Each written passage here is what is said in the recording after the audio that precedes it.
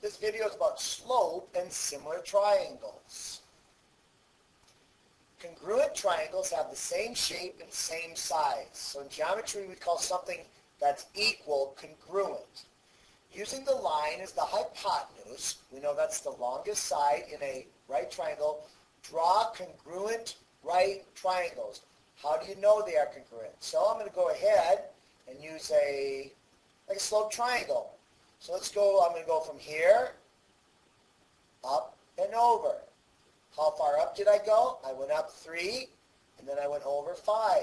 Well, if I need to make a congruent triangle, I simply need to do the same thing. So I'm going to again go, let's say from this point, up 3, and notice that's over 5 to there. So these two triangles are exactly the same. 3, 5, and this would be the hypotenuse. 3, 5, and obviously that would be the hypotenuse, and they would be equal. Okay? So again, we notice that all of these are like steps, which of course brings us back to slope. The vertical rise is the same as well as the horizontal run. The simplified ratio is the same as the absolute value of the slope. Absolute value means it must be positive, so you can't have a negative. So all we did there is we made slope triangles and we figured out the slope, rise over run. Similar triangles have the same shape, however, they are not the same size. The corresponding sides are proportional. So we know in this problem that this slope triangle is up 4 and over 6, where this slope triangle is up 2 and over 3. We already know that both of these triangles are on the same line, which means this line has to have the same slope. So this slope triangle here is going to give me the same slope as this slope triangle. Well, if that's true, then they are equal. It's just that the larger slope triangle is simplified to make the smaller one. 4, 6, divide by 2, and I get 2/3. Which of these points could be the coordinates of a triangle that lies on a line with the slope of 1/2? So we know from the previous problems that our line will be our hypotenuse.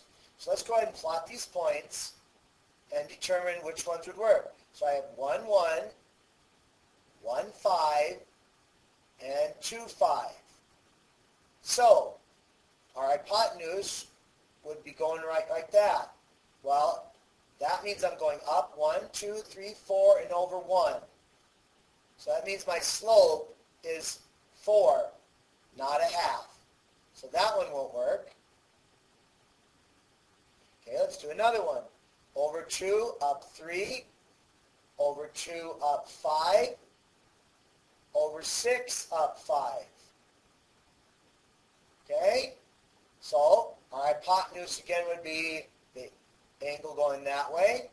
So in this case, my slope triangle is up 2 and over 4. Up 2 and over 4 means my slope would be 1/2, so that does match. So it was B. And again, all I did is plotted the points and made a slope triangle and then figured out my rise and my run. Triangle A has these coordinates. Triangle B has these coordinates. Are the triangles congruent or similar? Well, let's just go ahead and plot them. 0, 4, so that's actually the y-intercept. 0, 8, and 2, 8. Okay, so there's that triangle. Let's go ahead and make it with red. Okay, then we'll do blue. So I have -2, 0. So that's our x-intercept. -2, 4, and 0, 4. So let's go ahead and make that red as well. Now, do these have the same size and shape, or are they just similar? Well, all we have to do is look at the rise over run. Up 4, over 2, up 4, over 2. We don't have to figure out how far this is because we already know that has the same slope because it's on the same line. So both of these are exactly the same, and we know from earlier work on this video that that's congruent. Okay, let's try this one. So 0, 3, 0, 5, 3, 5. Let's go ahead and make that triangle.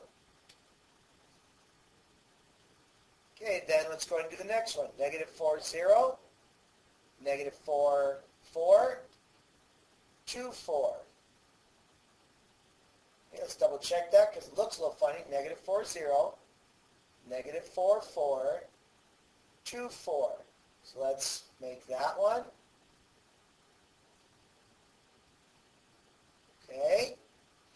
Now, even though this hypotenuse is not on the line, let's see. So we know this is up 4 and over 2. So that slope right there would be positive 2. Up 4 and over 2 is positive 2. This is up 2 and over 3. So that makes this slope 2 over 3.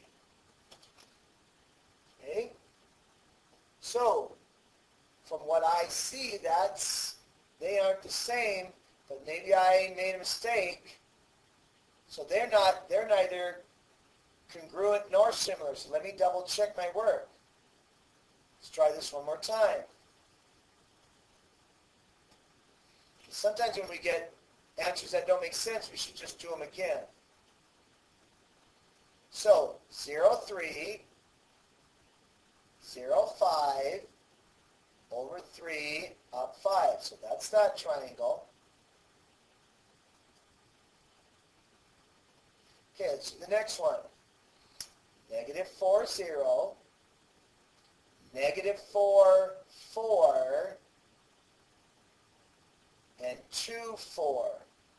So these two triangles are not congruent because, again, they don't have the same sides, and they're not similar either. So this particular problem is none of those. Okay, consider a ramp from a loading platform to the street. The top of the ramp is 10 feet, so we know this is 10 feet right there. The base of the ramp is 20 feet from the building, so that's right there. This distance right here. What is the slope of the ramp? Well, remember, here's basically my line. We know that slope is rise over run. We know the rise is going up and down, and the run is going horizontally or left to right. So slope equals the 10 over the 20, which means it's going to be 1 over 2. We might want to know that slope because there's certain regulations, for example, for wheelchair ramps, or we need to know the distance that my ramp will extend out if I am in tight quarters like with a truck unloading. So it's kind of important. How far from the ground is the ramp 4 feet away from the building? Place a point to locate the distance. So again, how far from the ground is the ramp 4 feet away? So right here is what they're looking for. So we'll call that not X, we'll actually call it Y. So first of all, we're basically taking and looking at the points that they gave us. This is 0, 10, this is 20, 0, and we're going to find this slope because then they're actually giving us a real life distance, 4 feet. From here to here is 4 feet. How far from the ground, so ground to here, away from the building is the ramp if the ramp is 4 feet away. So let's go ahead and figure out our slope right here. So we know slope is rise, so it's up 1, 2, 3, 4, 5. Oh, I'm sorry, it's actually up 10. We're counting by 2's. So that's up 10, and our run is over 20. So that means our slope is 1/2.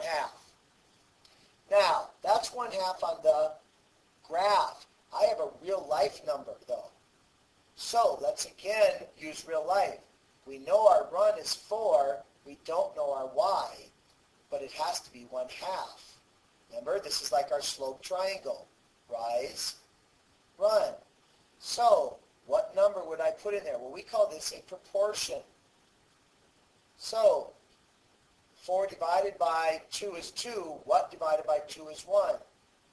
And that would be 2. Okay? So this would have to be 2 feet off the ground if this is 4 feet away and our slope is 1/2. Based on the previous conditions, what would be needed to make the slope of the ramp less steep? Okay. Well, a shorter ramp would mean, if I went back here, that this particular point right here would be going like this. Instead of here, it'd be like this or like this. This would be a shorter ramp. Obviously, it's getting steeper. So that's not our answer. Now, if we go back and look at what a longer ramp would do, so longer than this, you can see that as I get longer, that the slope is getting a little bit less. So a longer ramp would work. Okay?